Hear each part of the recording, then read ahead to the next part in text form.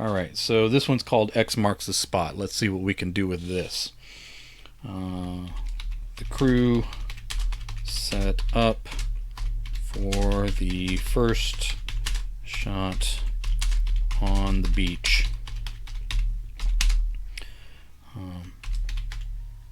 Brady Gordon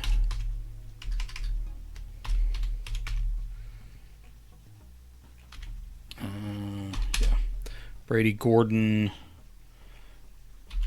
practiced his lines next to his brother.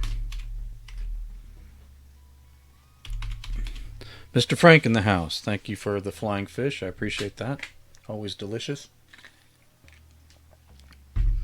Are you still in that closet at work, or did they let you out? The crew set up for the first shot on the beach. That is a bland opening line, but I may add something to it later. Brady Gordon practiced his lines next to his brother, Conrad.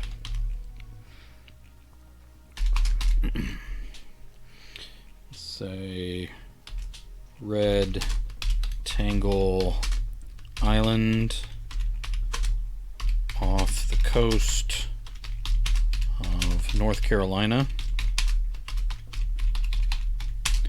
Alright, wow, Jay is present for his Twitch stream. What a novelty. Thank you.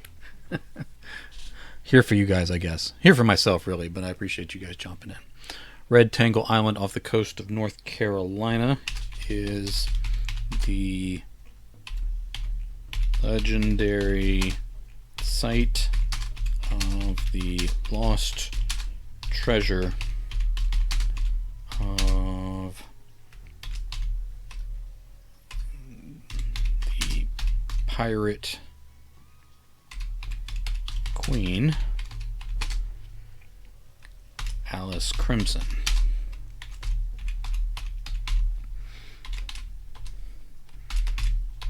I don't know.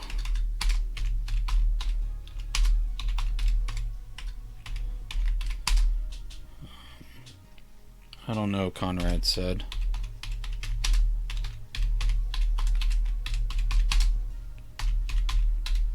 Don't know about what? That opening.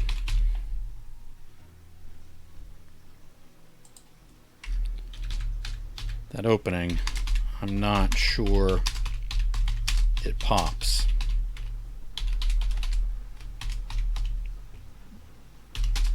What do you want to say? We can AR in anything we want later. I know, but what? I'm not sure we should say legendary. It makes it sound like it's not real.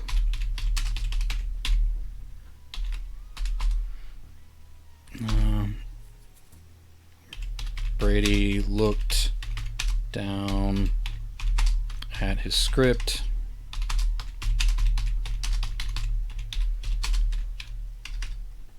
and said, well, we don't know if it's real.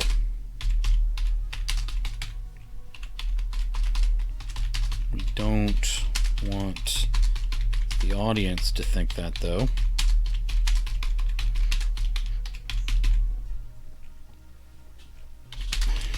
They might not tune in. Well, we can change that.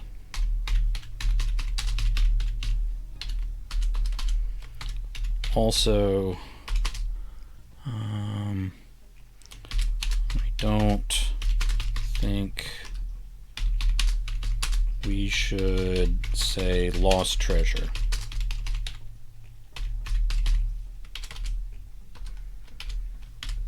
Why not?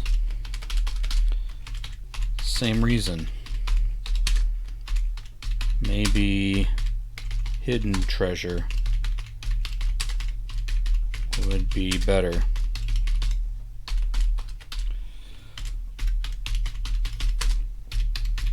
Whatever, all right, whatever you, the brothers and the entire crew paused as the noise built up from the south. Soon the classic car came into view. Alright, Rich, thanks for being here. I need to get used to not using dialogue tags, or at least cutting down on them. I do it periodically. I think every once in a while you want to remind people who are talking, even if you only have two people going back and forth, throw something in there to keep them on track.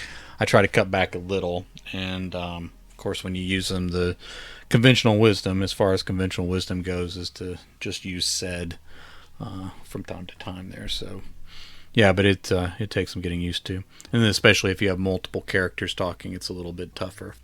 The brothers and the entire crew paused as the noise built up from the south. Soon the classic car came into view with billows of white sandy dust rising in a plume behind it.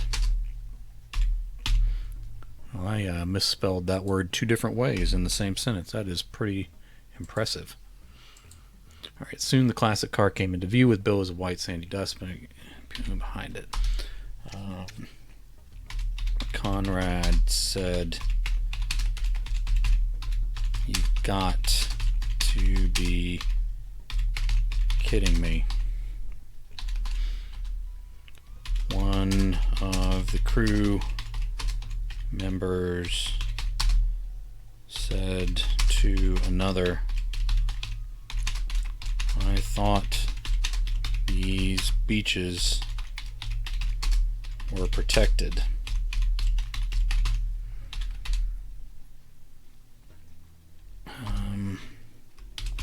The red and white convertible picked up speed as it drew closer.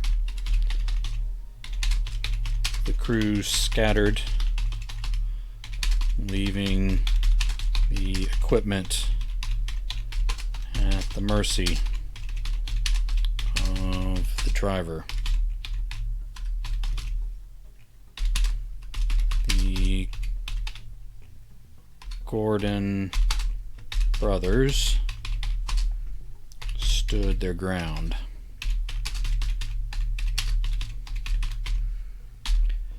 Let's say at the last moment, the brakes locked up, tearing deep furrows in the beach, and the car skid to a diagonal stop. Say Timothy Tramp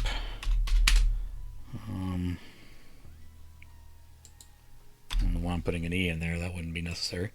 Timothy Tramp hopped out without working the door, without opening the door.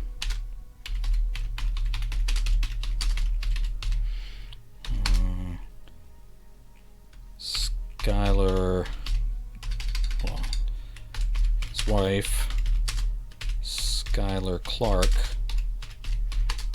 took her time stepping out from the passenger side.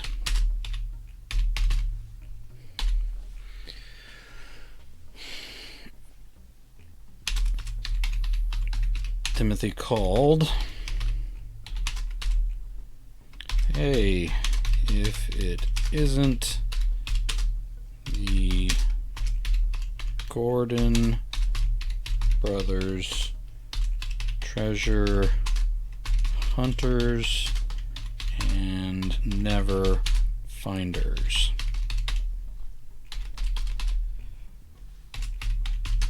What are you doing? What are you doing here? Conrad shouted. You know the network set us up here.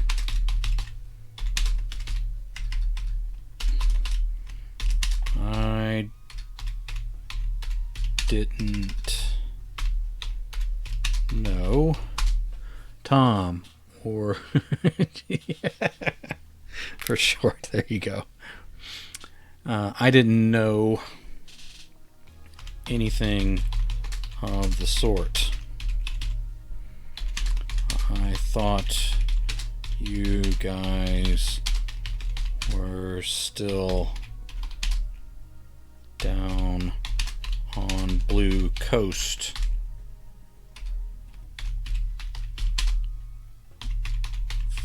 Finding old buttons and drawings in libraries for a whole season.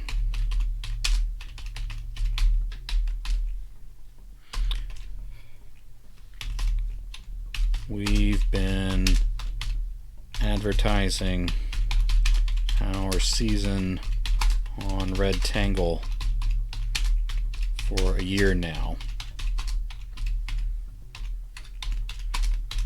Brady said. Timothy shrugged as his wife joined him at his side. She wore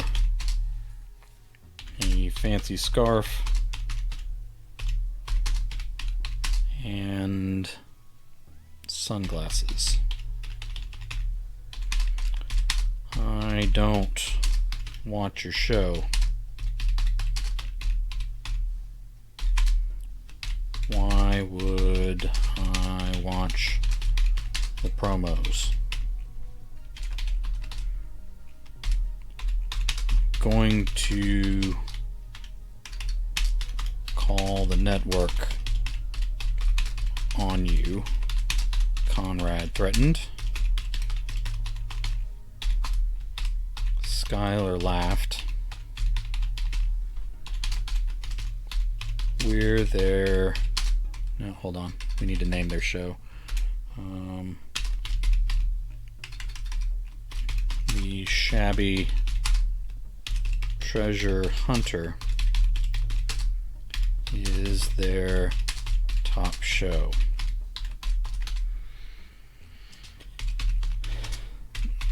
They don't own the island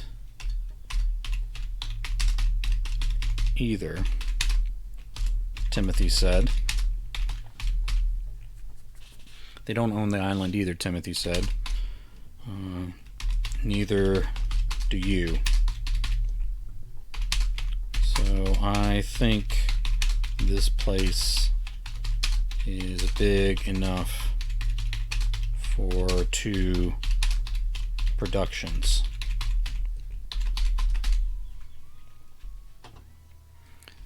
This is a bullshit move. Timothy. Conrad said. And you know it.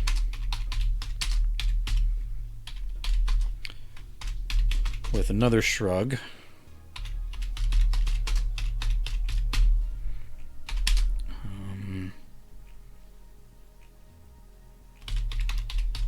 Timothy grabbed a bag of gear out of the back of the car and started walking inland between the grassy dunes.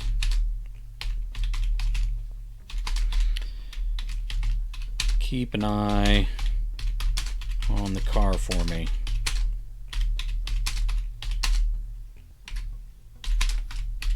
Would you?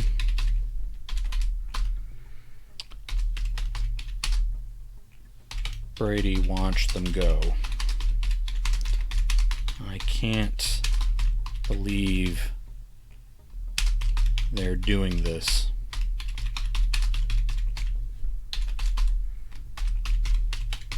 Conrad popped the hood and started pulling out wires. That's not going to stop them. They're already walking across the island.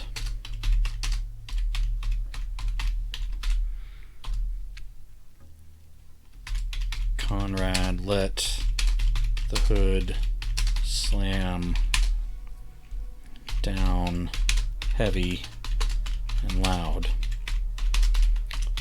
Still makes me feel better.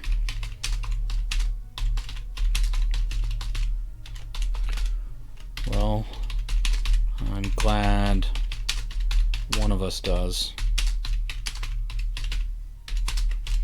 They film on their phones. We'll never be able to keep up with them.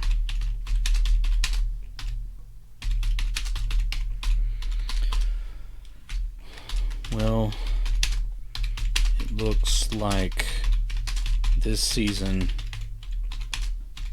we're going to have to. Conrad turned to their crew. Forget the beat shot. We can do pickups anytime.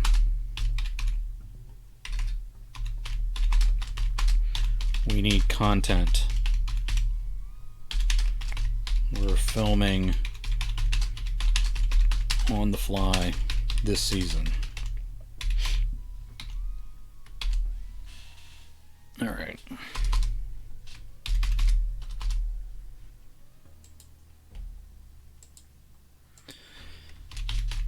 The brothers paused on the trail long enough for the cameraman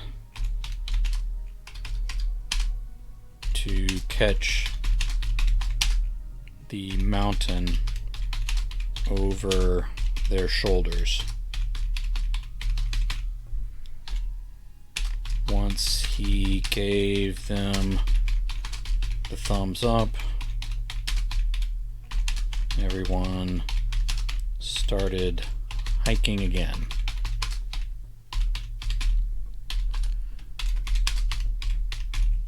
I didn't know there was a mountain, Brady said. Well, there it is.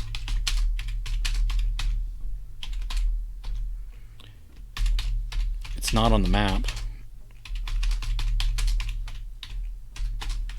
And we didn't see it when we were flying in. Alright, let me put a quotation mark there in the front.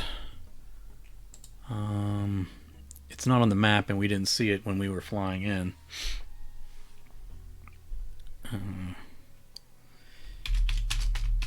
It didn't just sprout. So maybe it's too far back to see from the water.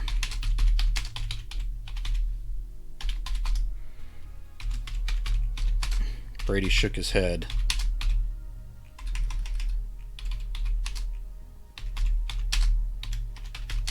As he lifted some fronds from in front of his face.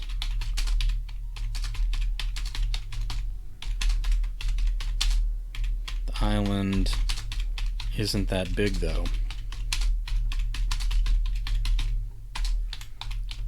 And all this foliage, let me fix that. All this foliage is wrong. Too tropical.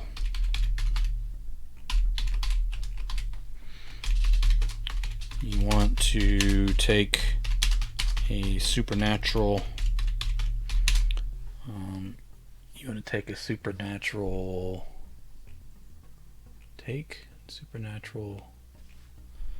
supernatural storyline this season. That might be interesting, especially if we're competing with Timothy and Skylar.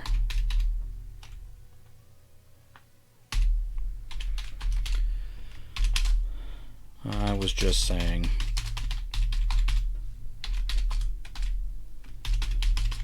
There they are.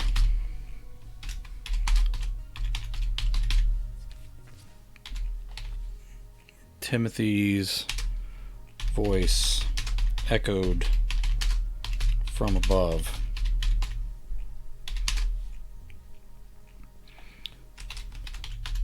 Wave to the camera.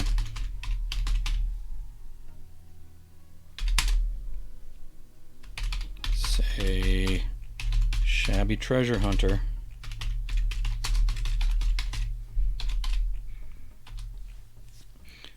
Conrad stuck up a middle finger.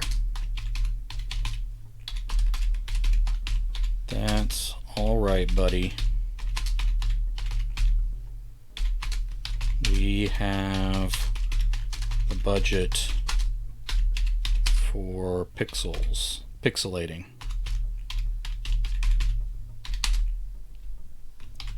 We'll put you in the trailer.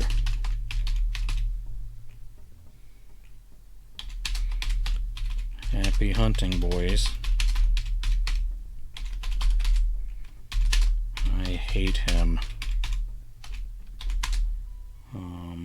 Conrad breathed out.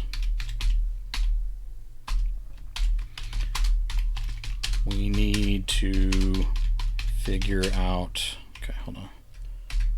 We need to figure out camp.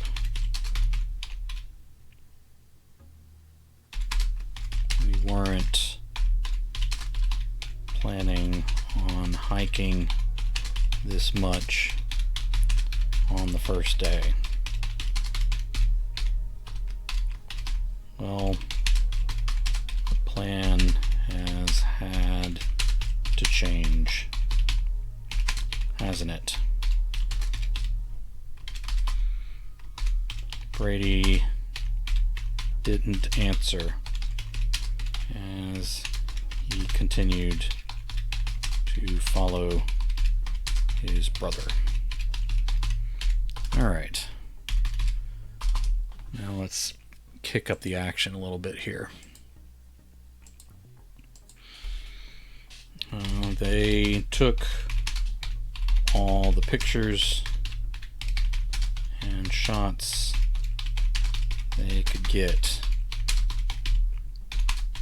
but Conrad got tired of waiting.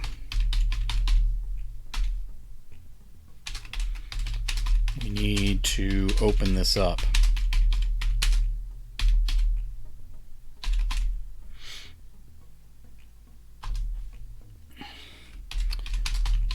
I don't know, Brady said. He ran his fingers over the designs in the inscriptions. There was still a lot of mud caked into the carvings.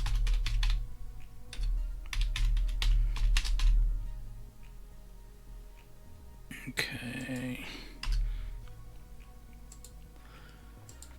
There was still a lot of mud caked into the carvings, but he could tell they were old. Seeing as they weren't even letters, not in any language Brady recognized, he guessed this was much older than when Alice Crimson supposedly sailed the seas. This looks like it might be an historic site.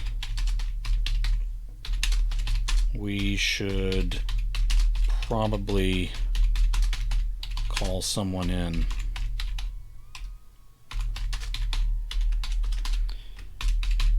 You're out of your mind. You're out of your mind, Brady. This is the biggest find we've had since the show started, since the show premiered. And we're competing with those two. If we wait, they might find it too.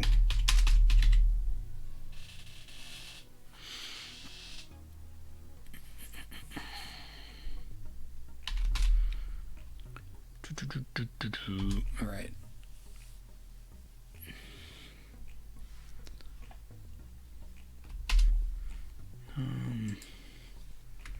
We can get in real trouble for disturbing historic sites. No one knows this is here, and we are hunting treasure.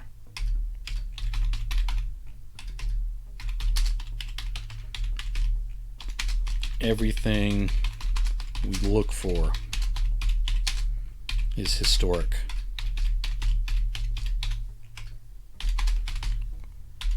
We're opening it, and that's the end of the discussion. Okay, let me add one more thing here. Timothy and Skylar are just hopping around the island taking selfies anyway.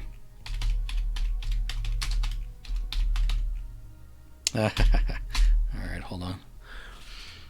Gonna have to do this since Armand is not know to do it. That sounds good. All right. All right, just a moment. Let me see what I got here. Again, Tom Duffy has redeemed Get Jay to Tell a Fun Fact. All right. I'm trying to remember what I've already said and what I haven't.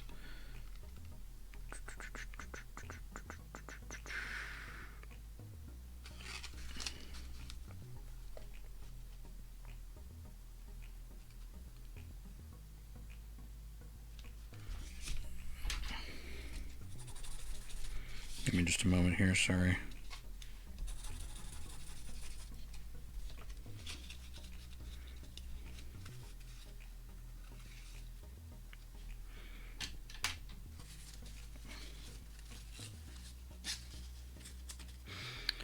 All right. I do a good bit of ghostwriting, and I've done a wide range of things. I've actually moved away from it again a little bit recently, just for my own time and everything else. But got hired for a wide range of things, just a scattering of stuff. And at one point, I was hired to write the forward for a booklet for a re-release of an old classic video game. I don't want to get more specific about that, about time period or anything else, because I signed an NDA. But it was a lot of work, and the company gave me one of their company email, like my name and a temporary email address, so that anytime I was communicating with somebody, that it looked like I was working for the company and that I wasn't I wasn't like a freelance person, because it was the people they had contracted out. There was this large video game company that was contracting out this smaller group to put together the packaging and everything else, which included the visuals, but also the booklets and the writing and all that stuff, which is what the writing part was what they hired me for. And so they had me in this, they had me with this email, but then they also didn't want me communicating just anytime I wanted to with partners. So anytime I was doing an email, they needed me to run it by them first and then approve it, and then it came back, which made it take forever to answer emails. Eventually, I just started answering questions on email without running it by them every time when I had an answer, because the whole process took forever. So it was kind of cool to work with them, because I got to see some of the aspects of the game. I didn't get to play the re-release version or anything like that, but I got to see some of the inside stuff and details about what they were changing about the game and what they were doing to, like, update the graphics but make them the same and all that, make them hit back to the nostalgia and that kind of thing. And so I was having to use all this flowery language to get everybody excited about the game when we were writing the forward and stuff. But one edit that kept messing up is the spelling of forward, because of course there's FORWARD. My mind's scattered, so I'm gonna end up messing this up. But that's not how you spell forward when you're writing the front of a book or something. It's FORE is how that goes. So I kept correcting it when I would get it back. I would correct forward in the booklet in the draft, and then would go back through the company. And eventually I got one group of people to understand that's how you spell it. But it had to go through so many layers of approval that eventually somebody turned it back to forward, as in you're moving forward. And so it would always come back to me. I would correct it again when we were going back through, but inevitably, as it went through the cycle of everybody checking it again, it would get thrown back to the other. So eventually I just stopped fixing it. So that forward stayed misspelled, and they seemed to be happy with that. But that wasn't the only thing that was like that, but there were several little things. But of course, I was just being paid by them to put this thing together.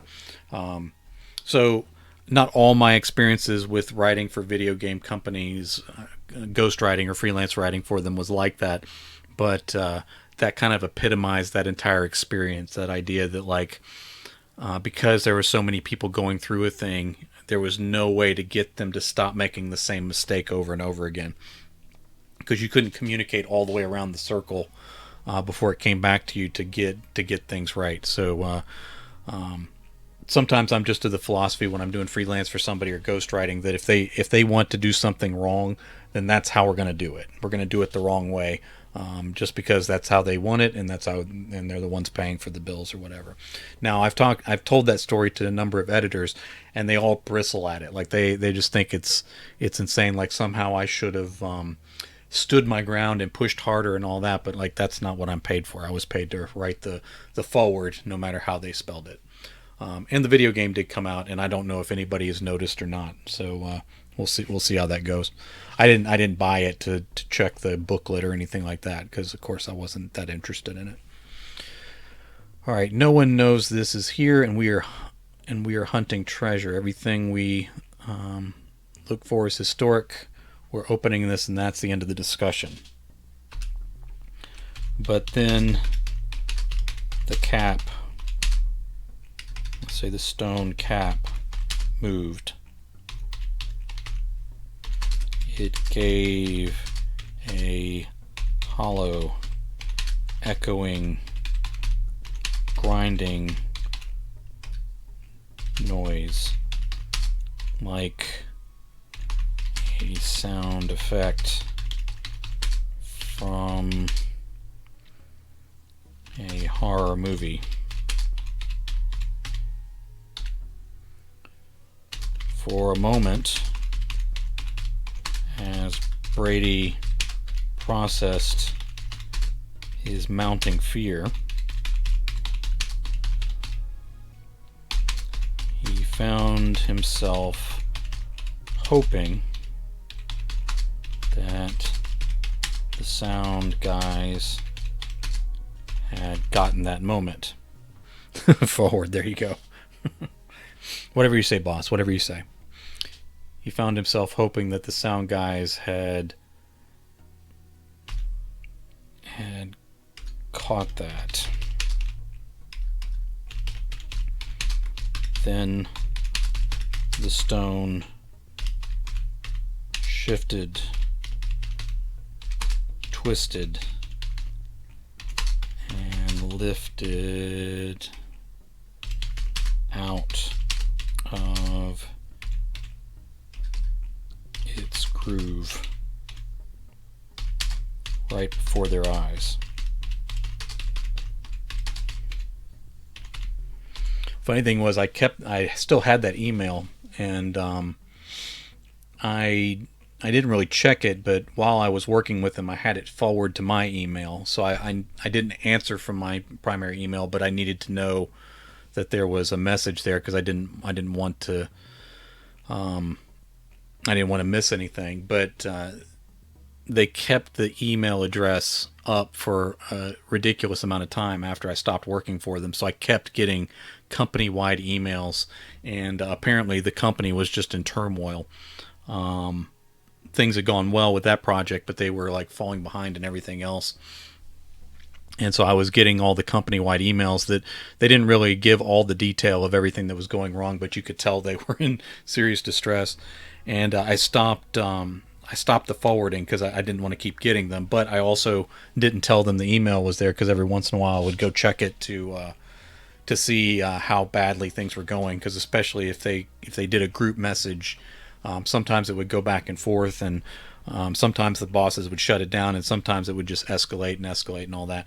I don't remember the last time I checked it, but it was the email had been cleared out at that point. I assume the company didn't go under, but they didn't have the most positive work environment. I would surmise from the emails that I saw.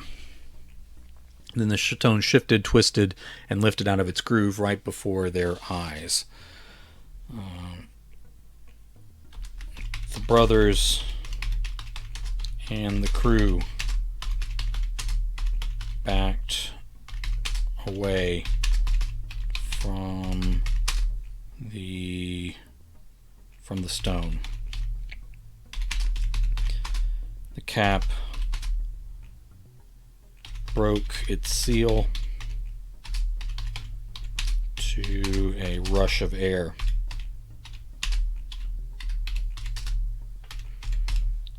Hands that appeared human.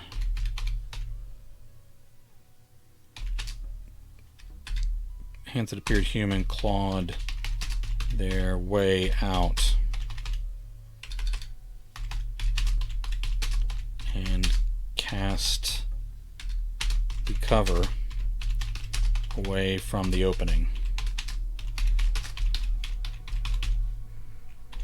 Alright. Timothy brushed off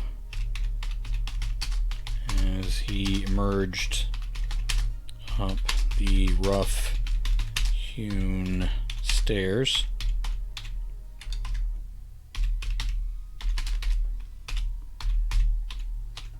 Skylar, catch a picture of those carvings. That'll be interesting.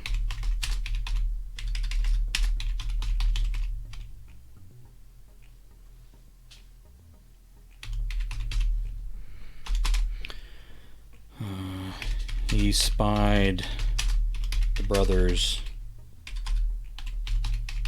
Alright, hold on, I need to...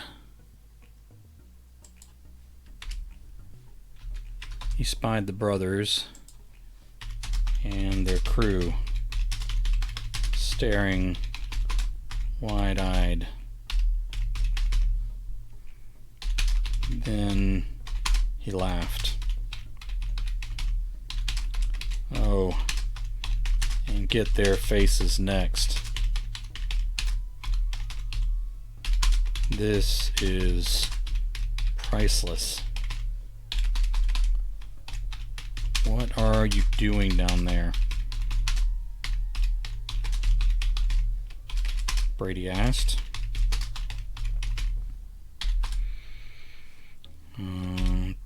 Timothy spread his hands.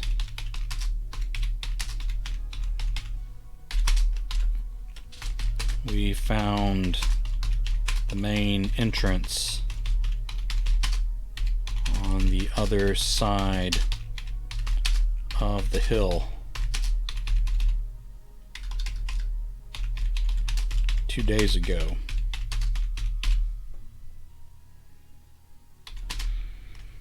We got pictures of all the bodies and put in the claim forms for the treasure. Everything is marked, photographed, and cataloged. The authorities are on their way now. Okay, let me fix this. The authorities are on their way now to secure the site. It may be a while before we get our treasure.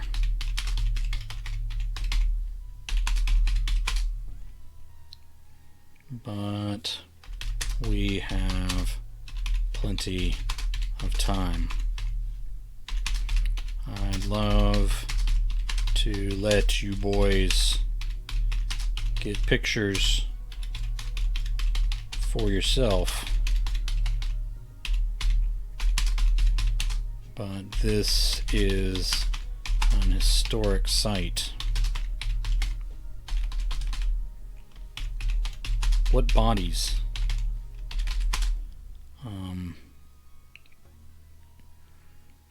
What bodies? Brady asked.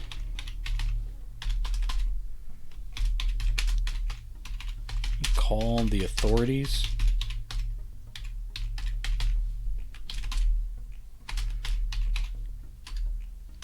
Conrad threw his hands into the air. Timothy shrugged. Rules are rules. Sorry you came up short yet again.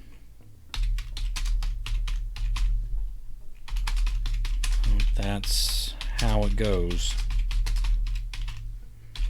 Maybe you still have time to film a season walking around an empty island, collecting buttons and teasing before commercial breaks, before letting your audience down over and over again. The network sent us here, Conrad said. Well, they'll see the error of their ways when we send them footage of Alice Crimson's lost treasure. Skylar laughed as she filmed the exchange.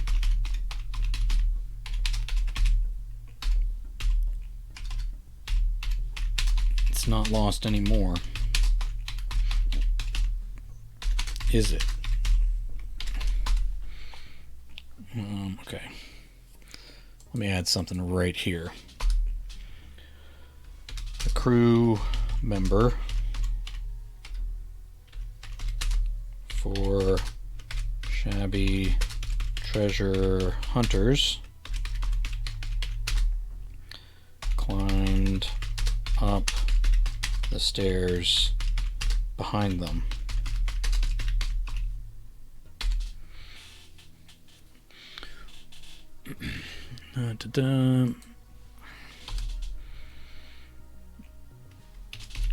The crewman's leathery hands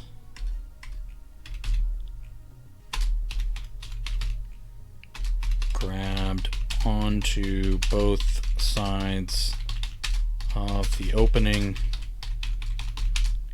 as he pulled himself out. Brady asked, "How many bodies?"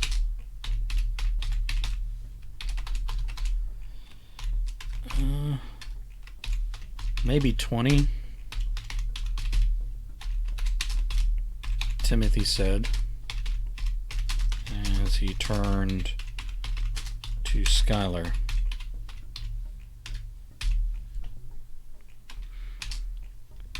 Is that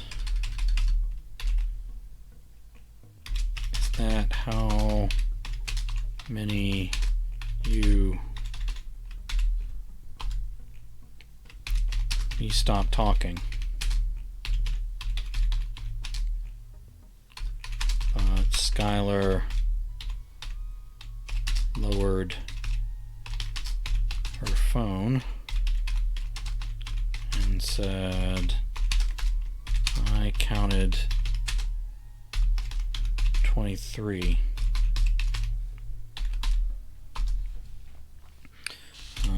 Timothy reached for his wife,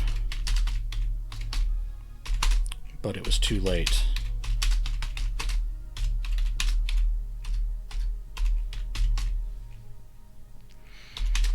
The figure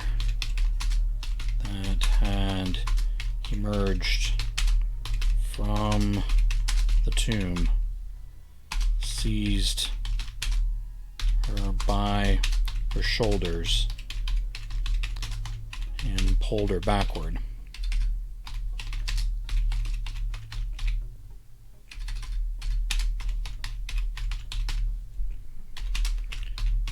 She screamed.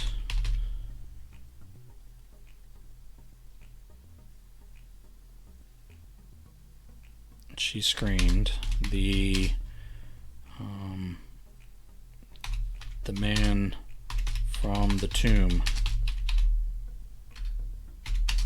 wearing rotten rags, opened his jaws wide enough to split the dry flesh of his cheeks. He then sunk in long fangs to her neck.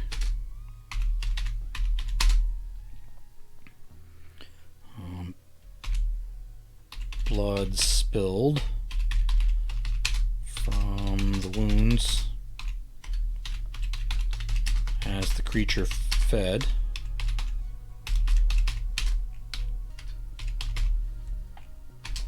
And Skylar screamed louder.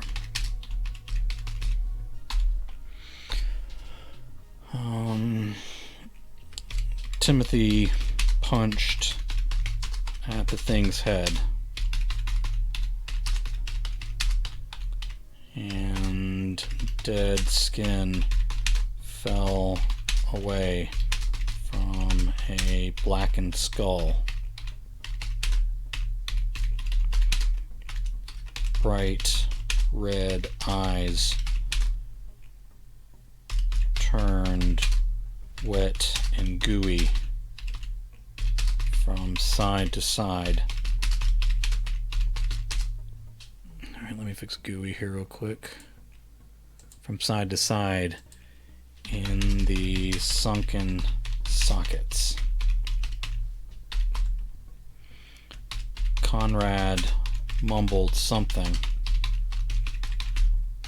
but Brady couldn't make out any of the words. Equipment fell to the ground as the brothers' crew ran away. More movement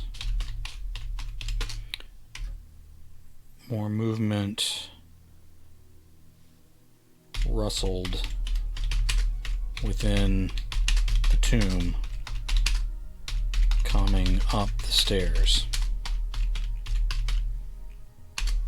And Brady started to back away.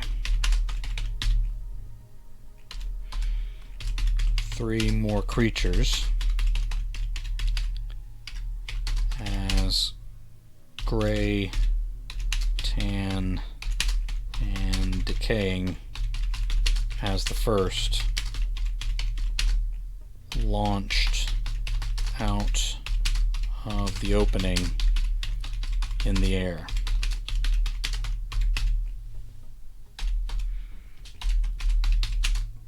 But it's daylight. Brady mumbled to himself.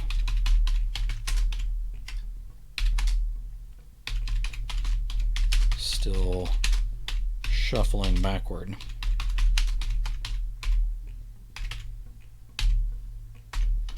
All right.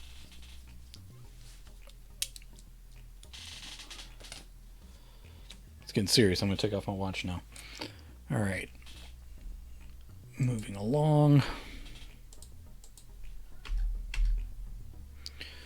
But it's daylight, Brady mumbled to himself as he still shuffled backwards.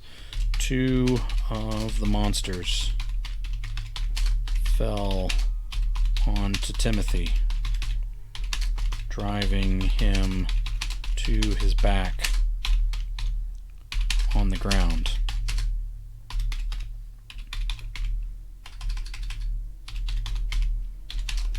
They growled and shrieked.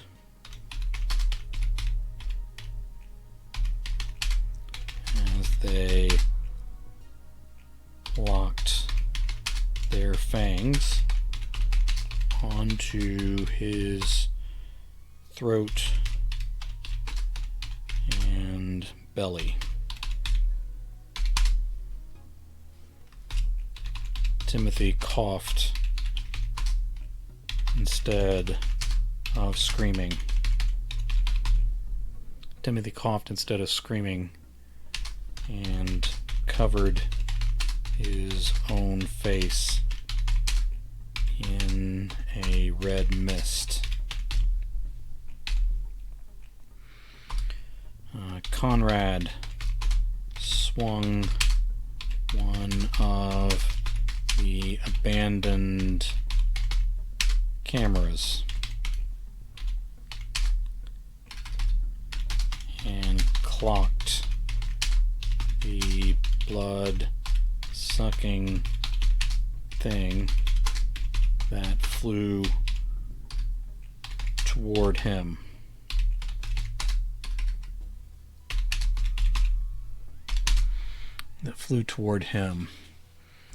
The monster spun in the air.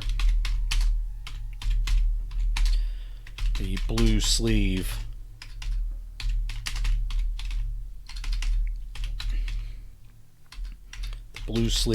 of the rotting coat, a blue sleeve, let's say,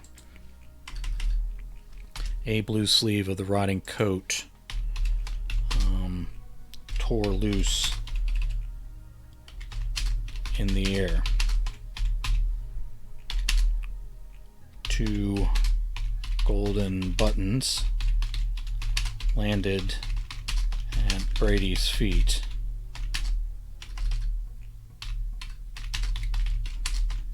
And part of him wanted to reach down and pick them up.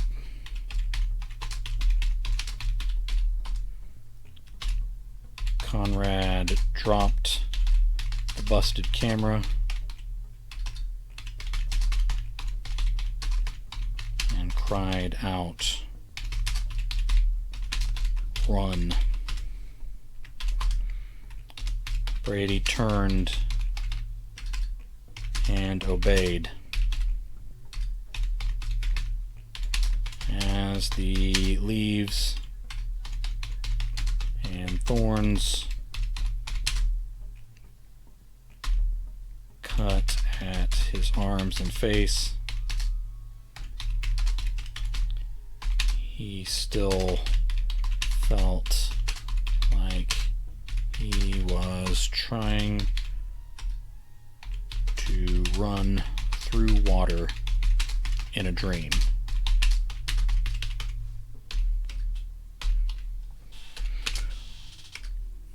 More growls filled the world behind him.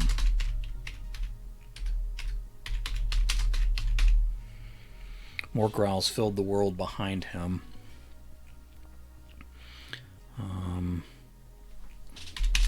Too many to be just the four that had already exited the cursed tomb.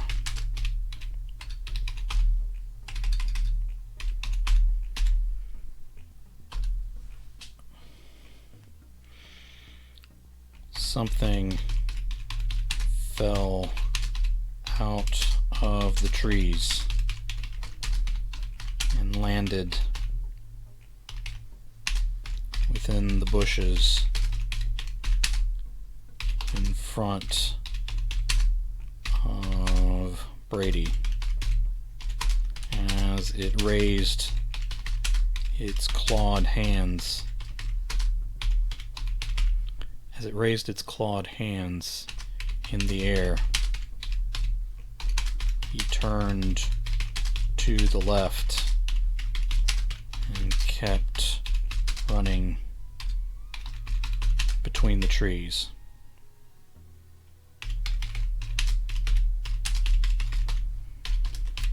Then something got him.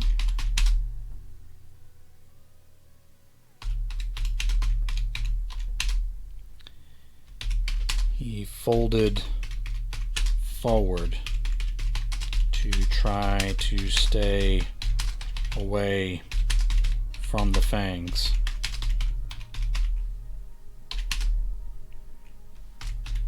Whatever it was, it had a dry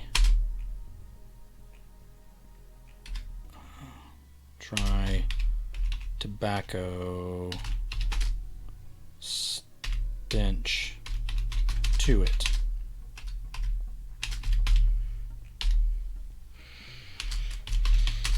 The grip was strong.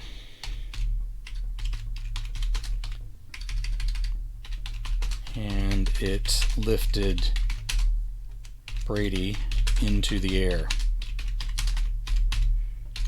At first,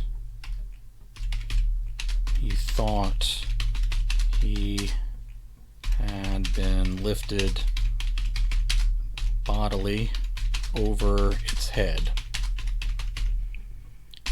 Then he realized he was rising through the branches.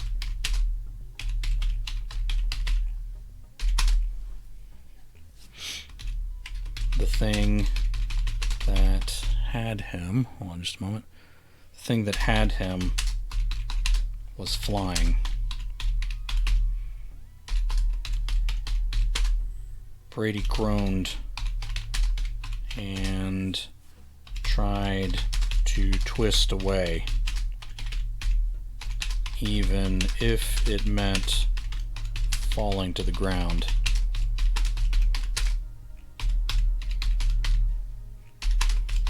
The monster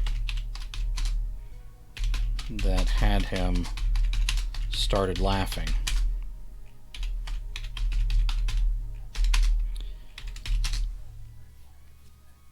It slammed him into the trunk of a large tree over and over. The fight drained out of Brady, and he feared his blood would be drained next.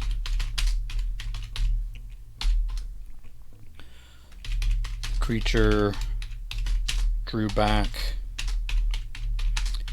and flew hard toward the tree one more time. The creature drew back and flew hard toward the tree one more time. Brady thought for sure this would break his back.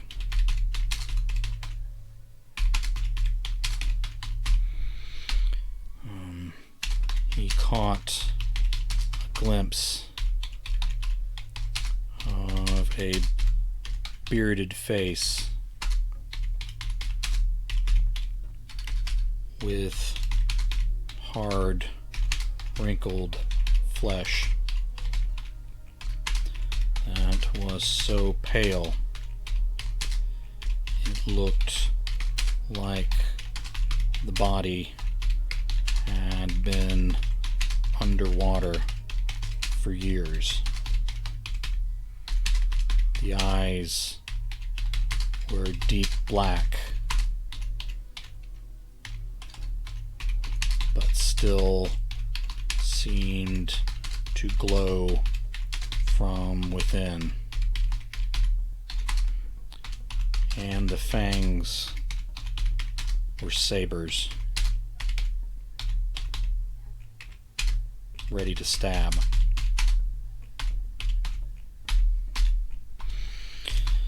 The flight into the tree pulled up short as a branch pierced the monster's chest. It let out a cold sigh of breath that smelled fishy. The body went limp, and Brady dropped from its grasp. He scraped his back down the trunk of the tree and landed. Nope, that's not what I meant to do.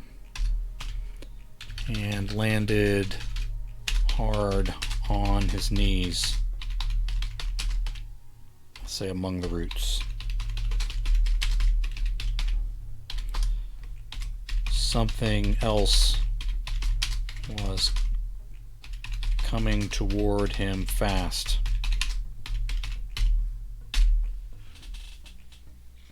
Something else was coming toward him fast. He struggled up to his feet and then saw who it was. Conrad. Keep running, Brady. Keep running.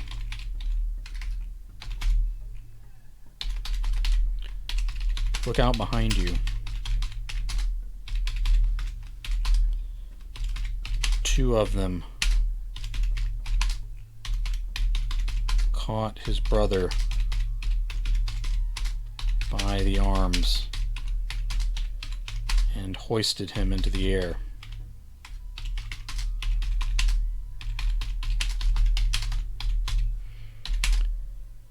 Neither of those managed to impale themselves on branches, though. Conrad, run. His brother's voice echoed from above.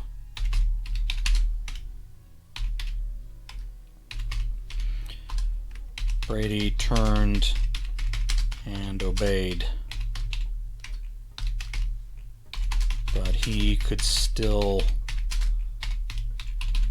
Brady turned and obeyed, but he could still hear them crashing through the forest behind him.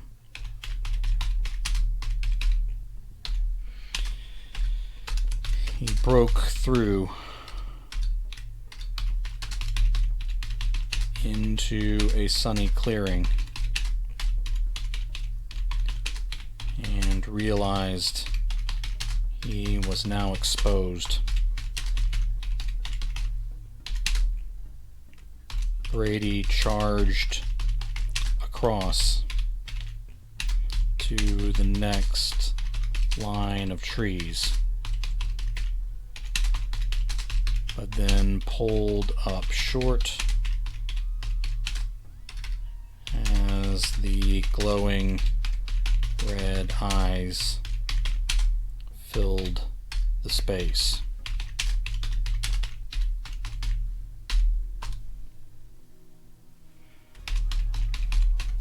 Behind him, a woman in a filthy dress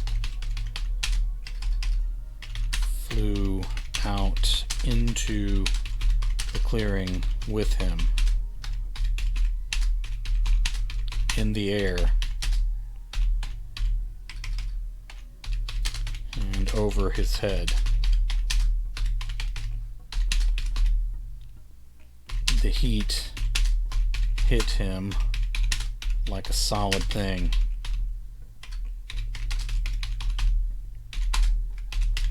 Brady dropped to the ground and covered his head to protect himself.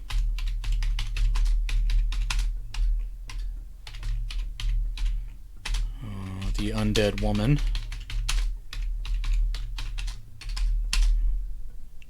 gave a long, harrowing howl as she twisted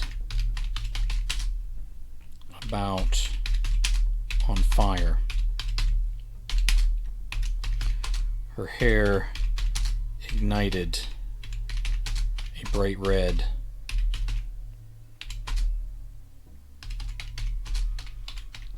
And flames outlined her shadowy form.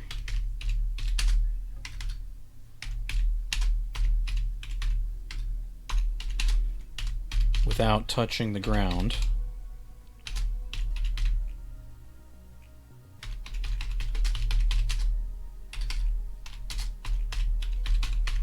she propelled herself backward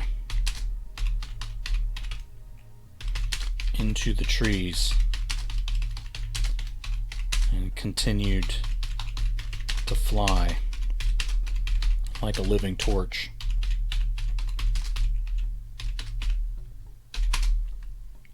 A few spots back in the woods caught on fire too. All right. Pale arms reached out from the trees nearest him. Brady gasped and stumbled out of their reach. The skin over those arms blackened and belched smoke.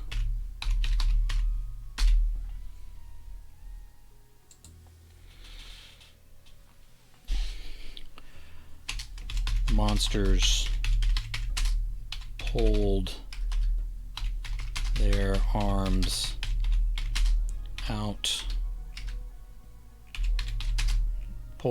out of the light before they fully ignited too.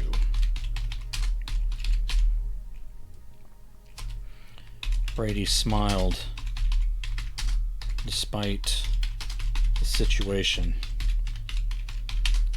and moved to the center of the light in the clearing. He looked for a path through, but saw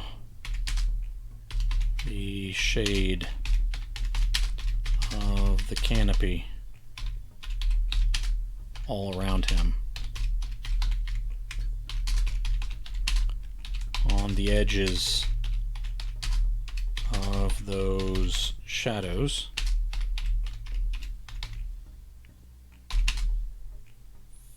figures surrounded him on all sides.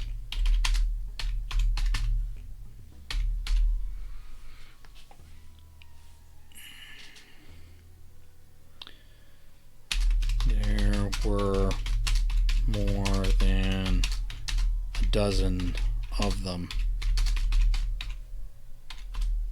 Brady mumbled to himself. 23 bodies.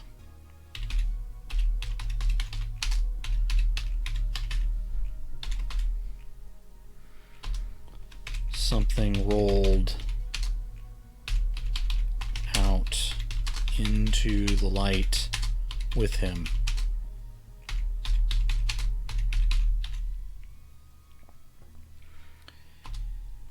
It came to a stop near his feet, and the dead eyes of Skylar's severed head stared up at him.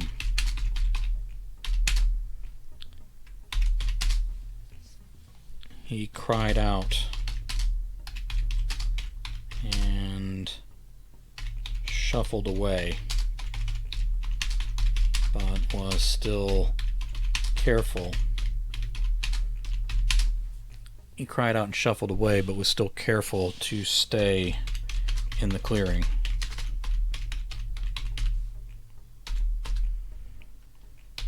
Chuckles as dark as the shadows they came from filled the day.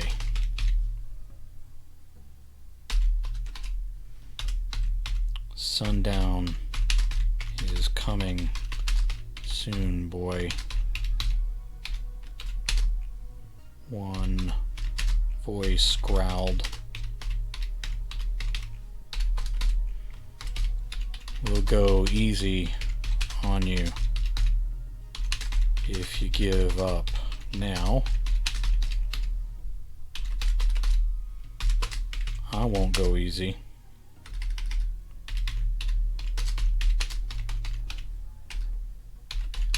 Another said. More of that dark laughter followed. Feeling pretty safe out there, do you, boy? You shouldn't.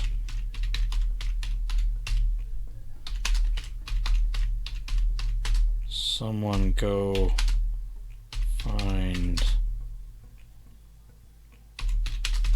find my gun. I don't know if they still use the word gun. I might change that later. Brady turned in a circle, trying to figure out what was next.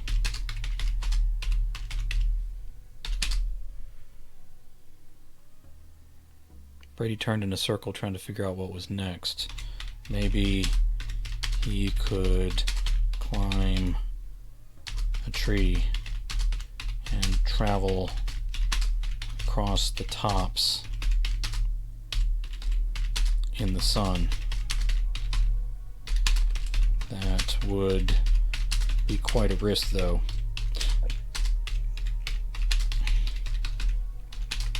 Maybe something struck him in the head, and Brady twisted to the ground. More of that laughter,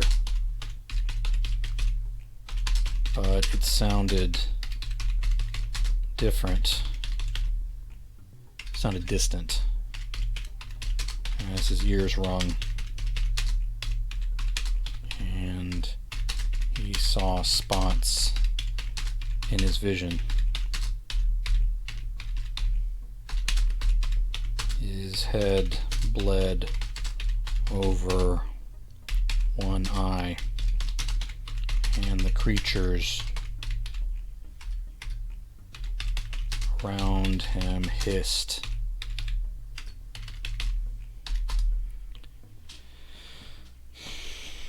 The screen of the phone that hit him,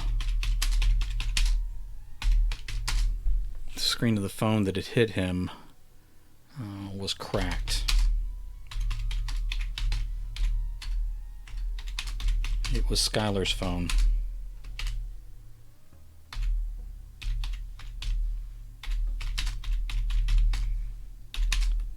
He snatched it up and tried to dial for help from where he lay on the ground.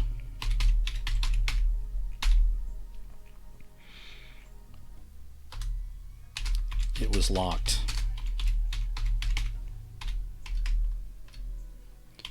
It was locked. What was he going to do?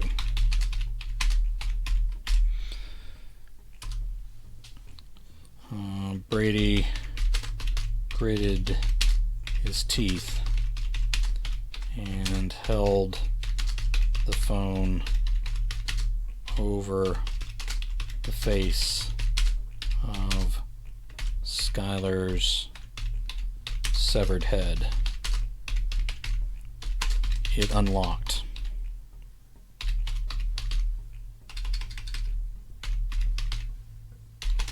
He tried again, but there was no service.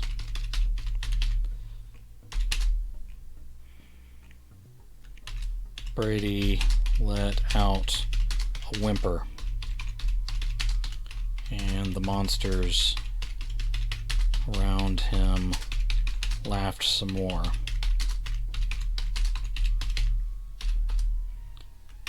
He turned on the camera and started filming the scene. He thought the vampires might not show up on film, but he saw them clearly in the image.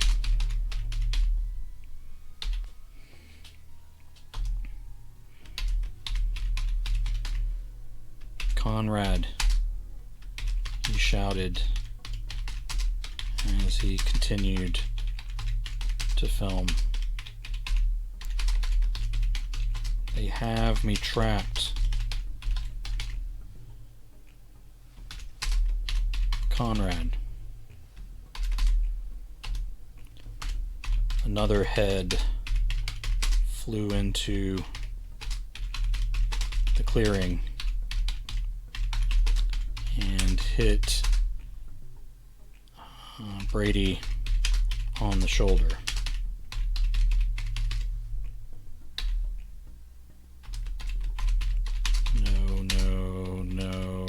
No. He forced himself to roll over and look. It wasn't Conrad. It was Timothy, still coated in that mist of his own blood.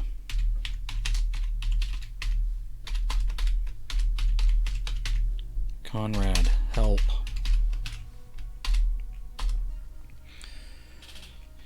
He was hit again and again, but this time it was ordinary rocks.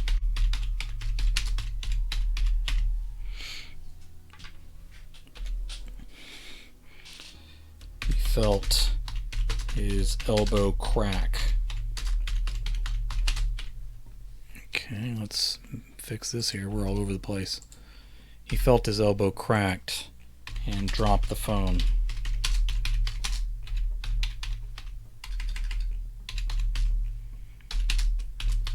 Brady curled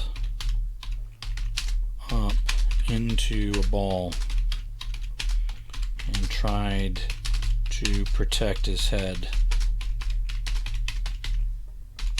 He didn't know what else to do.